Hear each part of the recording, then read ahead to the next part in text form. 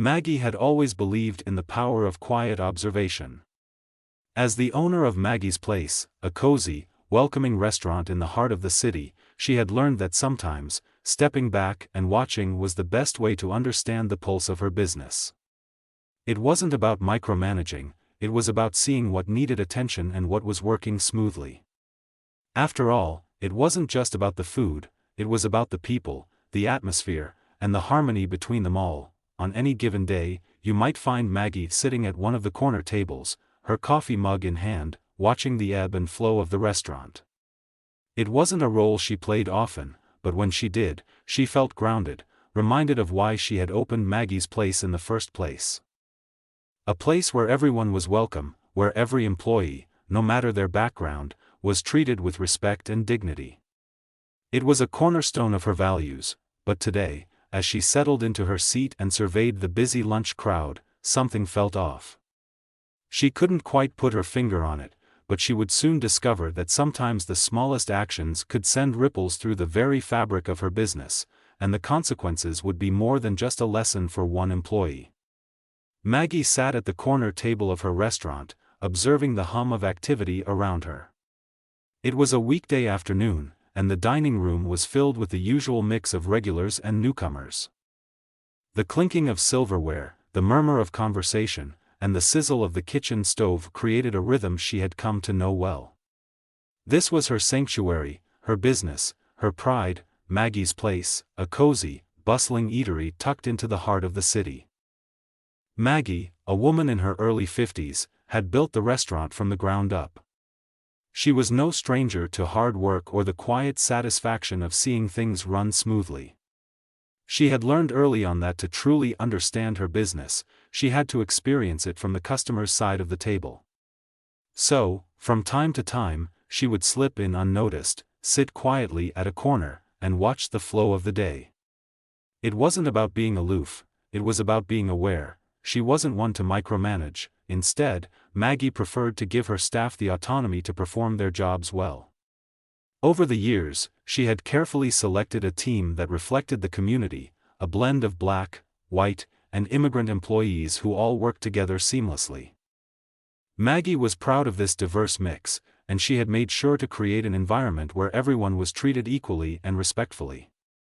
The last thing she would tolerate was any form of prejudice, not just because it was wrong, but because it went against the very values upon which Maggie's Place was built. That afternoon, her eyes wandered over to the various tables, observing the way the staff interacted with the patrons.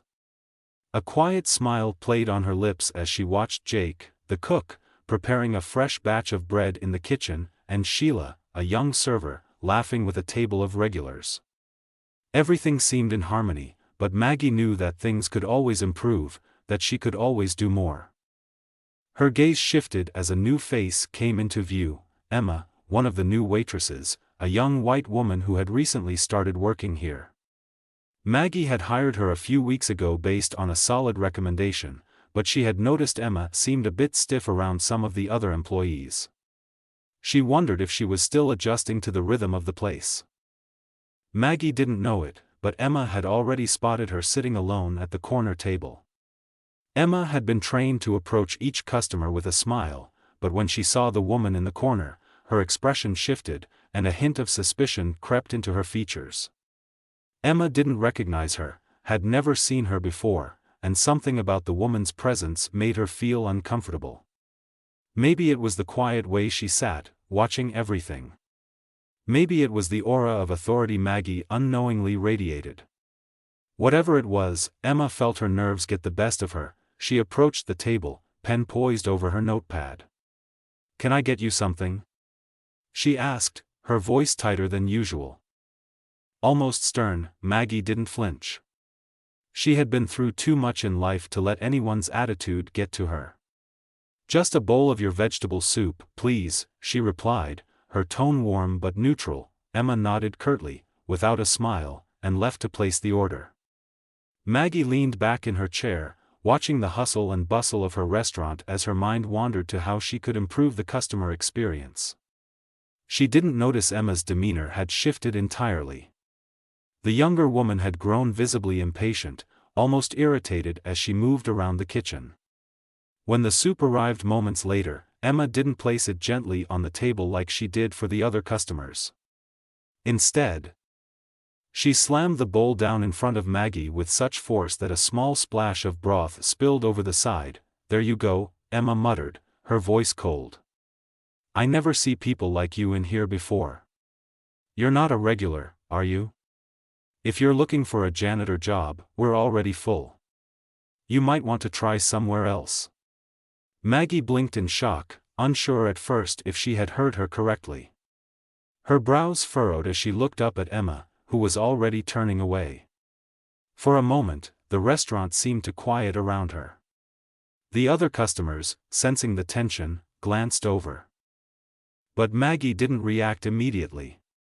She took a deep breath, steadying herself. She had seen this sort of thing before, but never here, never in her restaurant. Her employees had always known better. She picked up the bowl of soup, her fingers tightening around the edge, and gently set it down on the table. She didn't make a scene. There was no need for it. Instead, she pulled out her phone and called the manager, Ben, a longtime friend who had been with her since the beginning. "Ben," Maggie said quietly but firmly, "can you come to my table, please?" Within minutes, Ben appeared, looking concerned but unaware of what had transpired. Maggie didn't look at Emma again as she spoke. Her voice calm and controlled. "I need you to come with me, please. I'll explain in the office." Ben followed her, and as they walked to the back of the restaurant, Maggie gave him the details. He listened intently, his face darkening as he processed the situation. The idea of one of their own employees treating a customer, any customer, with disrespect was anathema to everything Maggie's place stood for. Maggie didn't raise her voice, but her words were unwavering. "This behavior is unacceptable. We treat everyone with dignity here, no exceptions. I don't care if she's been here a day or a decade. No one disrespects our patrons or fellow staff members." Ben nodded, knowing what was expected of him.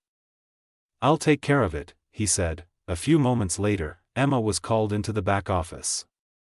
Her face was pale, and she was nervously twisting her apron in her hands. "I don't know if you realize it," Ben started, "but that woman you just served is the owner of this restaurant. Maggie is the heart of this place." Emma's face turned bright red with embarrassment, but Maggie didn't give her the chance to speak. Emma's face turned bright red with embarrassment, but Maggie didn't give her the chance to speak. "I don't tolerate that kind of behavior," she said, her tone still calm but firm. "You've treated a customer with disrespect, and that's not something I can overlook. I've built this place on respect for everyone, no matter who they are. You'll be leaving today, Emma. I'm sorry, but you've shown me you're not a fit for this team." Emma stammered, pleading for another chance, but Maggie didn't relent. She had always prided herself on creating a positive work environment, and there was no room for negativity, least of all from someone who was supposed to represent the heart of the business. As Emma left, Maggie took a deep breath. She wasn't angry, just resolute. She wasn't going to let one person ruin what she had worked so hard to build. The rest of the team would be notified, and Maggie would continue doing what she always did, ensuring that Maggie's place was a restaurant where kindness, respect, and hard work were the foundation. She took one last look at the restaurant from her quiet corner table, feeling a surge of gratitude for everything she had built. Today was a reminder that leadership meant upholding your values, even in the face of unexpected challenges. And as the door closed behind Emma for the last time, Maggie knew that the strength of her business would endure. As long as she remained true to her vision of what it could, and should, be, and that, she thought, was the kind of lesson worth learning. As Maggie watched the last of the lunch crowd filter out, she felt a quiet satisfaction. The day had been a reminder that the strength of any business lies not just in its product, but in the people who make it come to life. Respect, understanding, and a firm commitment to doing the right thing, that's what Maggie's place was built on, and that's what would keep it thriving for years to come. Sometimes, leadership means making tough decisions, but it's these moments that define the heart of a business. Maggie's work wasn't finished. There were always new lessons to learn, new challenges to face, but she was more determined than ever to keep Maggie's place a place where everyone felt valued and respected. If you enjoyed this story and the lesson it carried, don't forget to like and subscribe for more tales about life, leadership, and the challenges that shape us all. Join us on this journey, and let's learn together. See you next time.